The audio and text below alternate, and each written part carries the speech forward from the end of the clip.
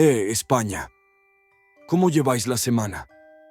¿Con luz o sin ella? Porque entre el apagón eléctrico y el apagamiento mental, ya no sé qué se nota más. Se va la electricidad y de repente todo el país colapsa como si nos hubiera invadido Darth Vader. ¿Qué nivel, macho? España, el país con más sol de Europa, y el único donde el comunismo consigue que no se vea ni una puta farola. Esto no es un apagón, esto es un homenaje involuntario a Corea del Norte. Y claro, como se corta la luz, los camaradas salen a pasear la consigna de siempre. Nacionalicemos las eléctricas. Los oligopolios nos están chupando el alma. Claro que sí, campeón. Si algo falla, la culpa es siempre del mercado, del capitalismo fascista, de una empresa grande, de algo que no pueden controlar, pero quieren manejar. Y cuidado, porque si nacionalizamos las eléctricas, pronto habrá que cargar el móvil con pedales y ducharse con agua fría solo los lunes, en grupo y con consignas. Pero bueno, eso no importa, porque aquí nadie asume una mierda. Se va la luz, se caen los sistemas, se congela el país, y el comunista saca su carta favorita. Esto es culpa de un actor externo. ¿Actor externo? ¿Quién? Batman. El heteropatriarcado en forma de voltaje. La infinita ultraderecha. No, genio. A lo mejor es que gestionar un país como si fuera una comuna hippie con wifi no es tan buena idea. Y como guinda del pastel, llega el 1 de mayo, Día del Trabajador, o como lo llaman ahora, Día del Trabajador, que se merece descansar porque pensar también cansa. Reducción de jornada. Por supuesto, si ya os estresáis leyendo el horario, ahora quieren currar 4 días y cobrar como si fueran 5. Pero ojo, con teletrabajo, flexibilidad horaria y espacio emocional. Esto ya no es un país, es un gimnasio espiritual. Lo que quieren no es trabajar menos, lo que quieren es trabajar lo justo para tener tiempo de montar una cooperativa de serigrafía antisistema, financiada por subvenciones del Estado.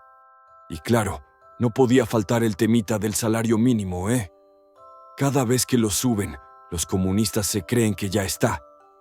Victoria histórica. Ahora todos a vivir como jeques árabes. Sí, camarada, claro que sí. Con 1.200 euros, te montas un palacio en Torrevieja, te compras un Tesla y adoptas un burro ecológico subvencionado. Pero lo que no dicen es que mientras te suben el sueldo por decreto, te clavan más impuestos por decreto también. Así que al final cobras más, pero no llegas ni al final de la calle. Es como si te dieran una escalera para salir del pozo y luego te quitaran el suelo. Pero no te preocupes, que todo esto tiene solución, porque el gobierno, como siempre, lo está investigando. Claro, claro. Como investigan el precio de la luz, como investigan lo de la Dana en Valencia, como investigan a los oligarcas imaginarios, como investigan a los que les llevan la contraria. Ah, perdón. A estos sí que los investigan para denunciarles por odios inventados. Y como investigan cualquier cosa, menos sus propias cagadas. Lo investigan todo, menos el sentido común, que ese ya lo dieron por perdido. Así que nada, pueblo español, seguid votando a quien promete apagar la pobreza y os dejará a oscuras. Pero tranquilos, ¿eh? No es que no haya soluciones. Claro que las hay.